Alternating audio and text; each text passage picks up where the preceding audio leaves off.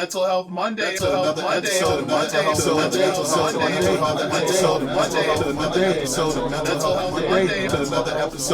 Health Monday. And so once I finally got a therapist, took a while before we opened up those doors. Yeah. So we wanted to, really get to know each other first. I could imagine working through all that Gorilla Glue. Yeah. Oh, it's crazy. Yeah.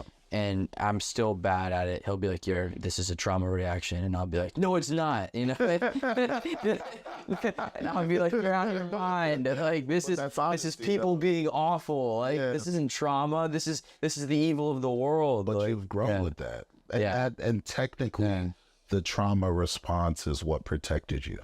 Yeah. And it really, trauma can certainly help with certain things if it goes treated, especially. Yeah. If it's sort of left open and you just are bleeding out all the time, like it's hard. Like there are just going to be some self-defeating moments. And, I've always, had this theory, and I don't mean to get like radical on your, show or anything. Just being honest. But I'm just being honest. Like I've always had this theory that to a certain extent, like, there is a vaccinal nature to trauma. Like there it is sort of like a vaccine where it's like, if you experience the wrong thing, you make the wrong mistake, and it lives as trauma, or it's like imprinted in you, I can't do this again, or people who treat me this way are terrible, like I can't let anyone else feel this way.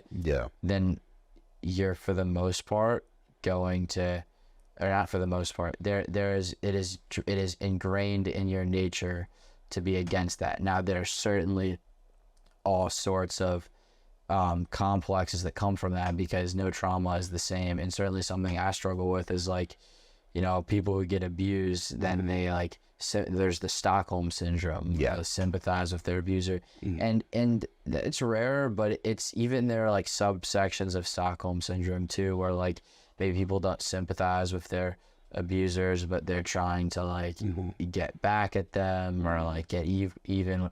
So we don't need to dive too. Trauma's a rough place to talk about, but it's a large place. It is a large place, but there is, again, like that is the one like positive thing I always think about in the mental health world, which is the hardest thing to see, especially with with the lack of like sort of calibrated treatment, and how much farther we are behind with our approach than in physical health. The one thing I always take solace in is that there are positives to the experiences, and it will, what doesn't kill you makes you stronger. Like that is more so true in the mental health space than any other like health space. When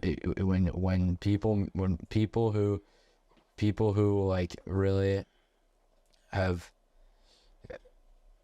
sort of run this thing by the neck, they come out and they don't say, and I'm not going to speak for them, but a lot of people in the mental health space who've had negative experiences, despite all the BS that they've been through, they might not change it. They maybe wish that it didn't happen, or wish that it doesn't happen for other people in the future.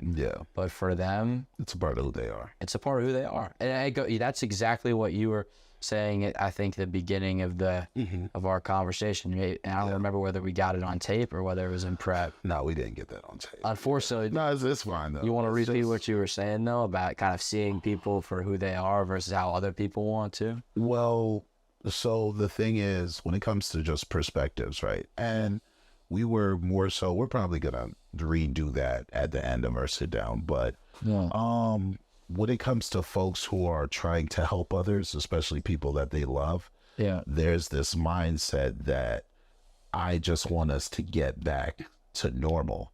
And it's like, fam, I've had the episodes, I let you know what's going on, I probably lost my mind a couple of times. There's no longer normal for us.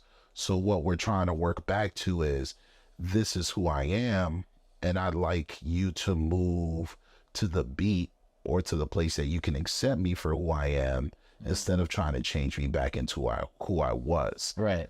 and I don't get that back anymore. I don't have access to that anymore because of what I've experienced. I now know the signs when I'm like, hey, I'm kind of off. You should now know the signs of, hey, he's kind of off.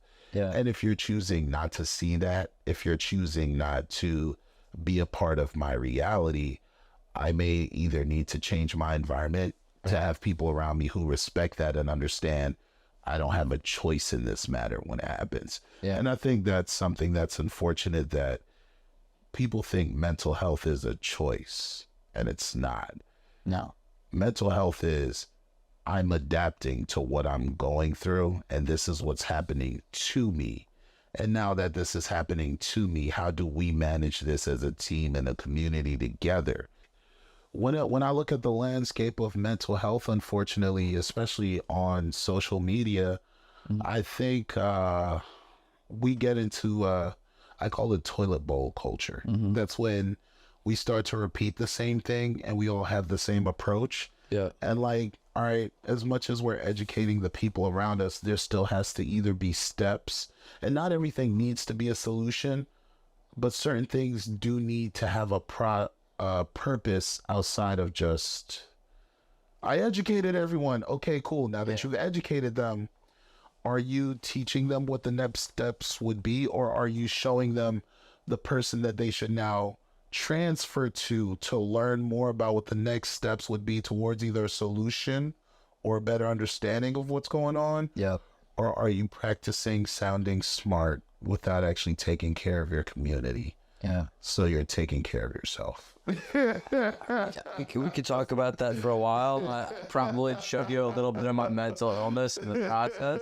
So, well, talking about people trying to be smart. And it's like, you know, of course everyone wants to feel smart. That's not one question, but it's like, when you feeling smart or proving that you're smart comes at the sacrifice of the room or the people who are looking to you for knowledge or looking to you for advice, or they're looking to you for understanding on what it is, and you pick just sounding smart and that's it. You technically do your relationships a disservice. Well, also, I think honestly, especially when you think about the word smart and like being a smart ass and kind of the connotation with like, all right, smart, got it. I think there's sort of a difference between being smart and being intelligent on a subject. And I think like being smart is kind of like a thirst for like power or influence, or like using your knowledge for that you know, influence and gain. And then intelligence is more like having a thirst for knowledge and a thirst for sort of the center read books, just sit down with souls and their experiences, start to put together the pieces of the puzzle. I think I've done a lot of that, even with I have like some shorts that I'm working on, and I realize with each interview that I do, I'm now allowed to do shorts, and I get to send it in to the therapists or the people that are going through it or the folks in the wellness community, and they get to edit it and send it back to me, and then I do the video, and that video now has like justified knowledge, it has advocacy, it has the person that literally deals with it and what's the goal that they're looking to accomplish, and it's a representation of that person's work. And now people have a better understanding from the view of someone who isn't professionally inclined to that space, but they've had the conversations and they've asked the right questions, and then they have more of an understanding than the person who's watching the video.